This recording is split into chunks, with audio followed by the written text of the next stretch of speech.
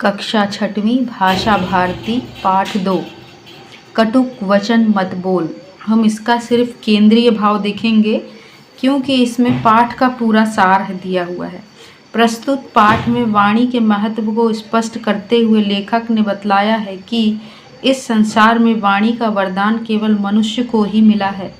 अतः मनुष्य को हमेशा विनम्र और मृदुभाषी होना चाहिए। जो विनम्र होता है वह दीर्घायु होता है। कड़वी बात लोगों के दिलों में चुभ जाती है, उससे बड़े बड़े अनर्थ हो जाते हैं। कटु सत्य को भी विनम्रता के साथ कहने से बात बिना ठेस लगे दूसरों तक पहुंचाई जा सकती है।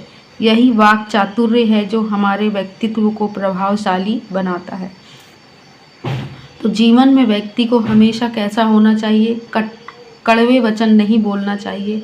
व्यक्ति को हमेशा ईश्वर ने संसार में वाणी का वरदान केवल मनुष्य को ही मिला है और दूसरे पशुओं को नहीं मिला है, दूसरी चीज़ों को नहीं मिला, केवल मनुष्य को मिला है। ये ईश्वर की कृपा है।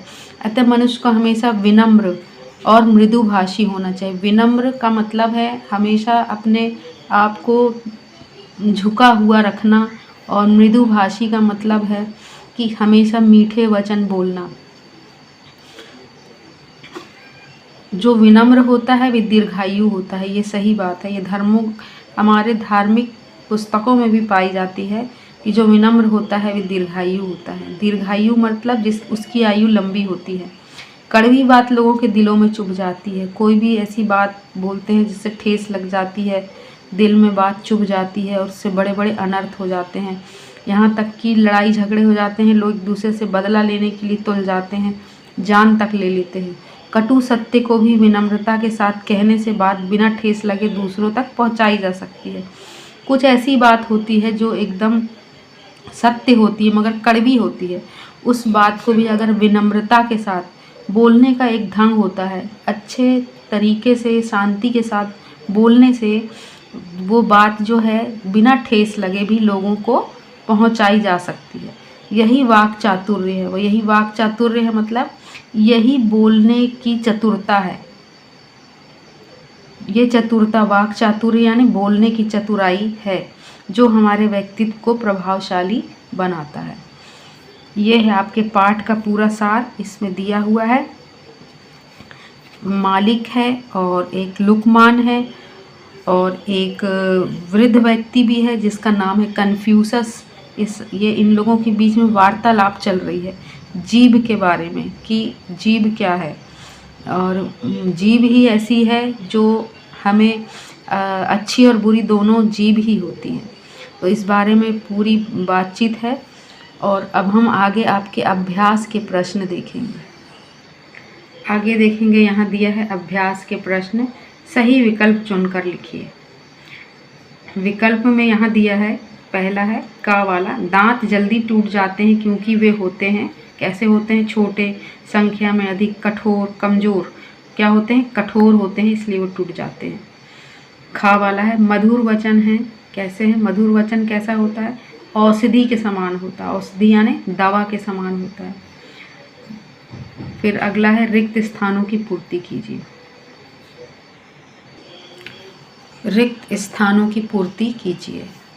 का है, का वाला शरीर में। यहाँ पर हमें एक और शब्द लिखना था, अगर जीभ अच्छी नहीं है तो सब बुरा है। यहाँ पर एक शब्द और आ जाएगा, अगर। आप लिख सकते हैं, मैं लिख देती हूँ यहाँ पर। अगर जीभ अच्छी नहीं है तो सब बुरा है। खा वाला है वाणी का वरदान मात्र मनुष्य को मिला है। वाक चातुर्य से कटु सत्य को प्रिय और मधुर बनाया जा सकता है। घा वाला है वाणी के दुरुपयोग से स्वर्ग भी नरक में परिणित हो जाता है।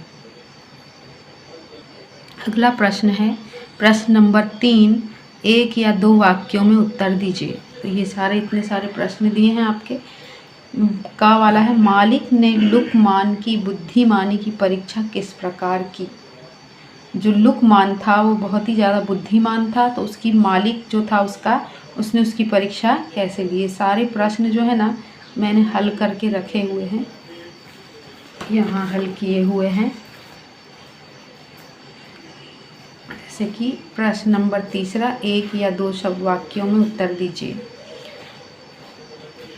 पहला है, मालिक ने लुकमान की बुद्धिमानी की परीक्षा किस प्रकार ली। उत्तर है, मालिक ने लुकमान की परीक्षा यह प्रश्न पूछ कर की कि शरीर का कौन सा हिस्सा सबसे अच्छा और बुरा होता है। अब नेक्स्ट प्रश्न देखेंगे। प्रश्न नंबर 2, जिज्ञासु ने कन्फ्यूशस से क्या प्रश्न किया। वहाँ पर और भी लोग थे, जैसे मैंने बताया था ना, कन्फ्यूशस भी एक व्यक्ति था वहाँ पर।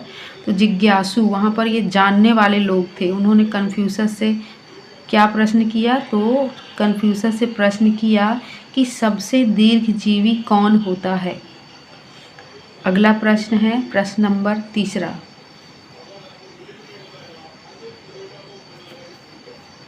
श्रीमती शास्त्री नौकर पर क्रोधित क्यों हुई। वहाँ पर एक और थी महिला जिसका नाम था श्रीमती शास्त्री। तो उस प्रश्न है, क्यों क्रोधित हुई थी नौकर पर। उत्तर है, श्रीमती शास्त्री नौकर पर इसलिए क्रोधित हुई क्योंकि उससे कोई काम बिगड़ गया था। अगला प्रश्न है प्रश्न 4, राजा ने स्वप्न में क्या देखा। उत्तर है, राजा ने स्वप्न में देखा कि उनके सारे दांत टूट गए हैं।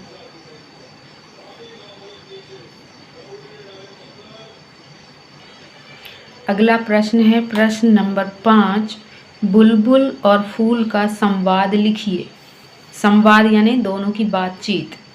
तो बुलबुल ने सुबह सुबह ताजे फूल से कहा, अभिमानी फूल इतराओ मत, इस बाग में तुम्हारे जैसे हजारों फूल खिल चुके हैं। फूल ने हंसकर कहा, मैं सच्ची बात पर नाराज नहीं होता, पर एक बात है कि कोई भी अपने प्रिय से कड़वी बात नहीं कहता। अगला प्रश्न है आपका, भाषा की बात। यहाँ दिख नहीं रहा है, भाषा की बात है, यानी ग्रामर का है, ये व्याकरण का है। निम्नलिखित शब्दों का शुद्ध उच्चारण कीजिए और लिखिए। इसका उच्चारण है, व्यक्तित्व, विदीर्ण, प्रशंसा, वाणी, बुद्धिमान। अब प्रश्न नंबर 2 है, निम्नलिखित शब्दों की शुद्ध वर्तनी लिखिए। देखिए, ये जिज्ञासु गलत लिखा हुआ है, दार्शनिक भी, हृदय भी, प्रशंसा भी और हंसकर, ये गलत लिखा हुआ है।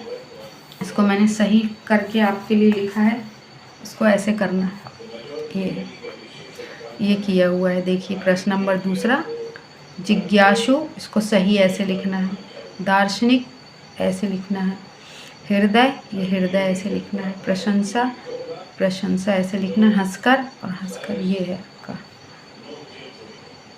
अगला प्रश्न है, निम्नलिखित प्रश्न नंबर 3, निम्नलिखित शब्दों का वाक्यों में प्रयोग कीजिए।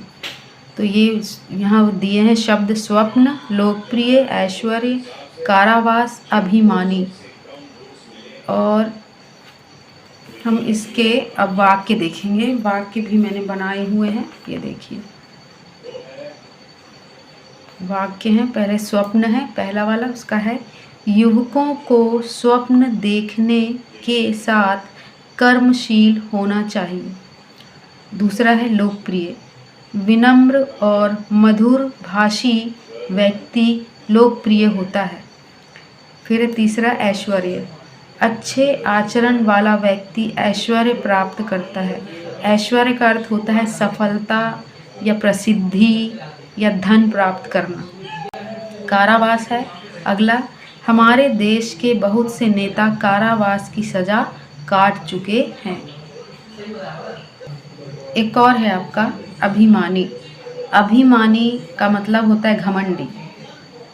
घमंडी व्यक्ति कभी सफलता प्राप्त नहीं करता। वाक्य तो आप अलग अलग भी बना सकते हैं, मैंने ये जो बनाए हैं इसे आप नोट कर सकते हैं। अब आगे हम यहाँ देखेंगे, इस पर भी आपको ध्यान देना है।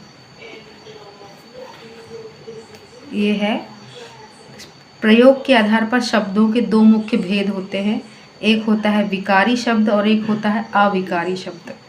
तो यहाँ दिया हुआ है का में जिन शब्दों के रूप लिंग वचन और कारक के आधार पर बदल जाते हैं उन्हें विकारी शब्द कहते हैं।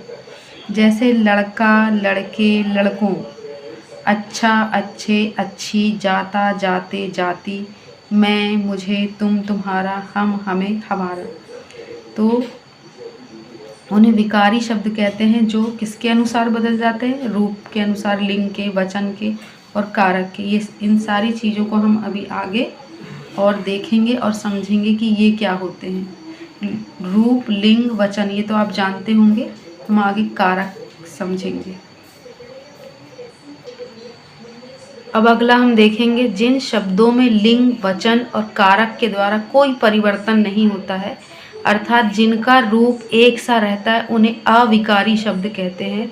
जैसे वहाँ, यहाँ, वहाँ, प्रतिदिन, परंतु, भी, ही, आज आदि। इनमें कोई परिवर्तन नहीं होता है, इसलिए ये अविकारी शब्द कहलाते हैं। तो ये हो गया है आपका पूरा अभ्यास। पाठ 2 कटुक वचन मत बोलिए। और जो समझ में नहीं आता है तो मुझे कमेंट करिए और शेयर भी करिए और सब्सक्राइब भी करिए।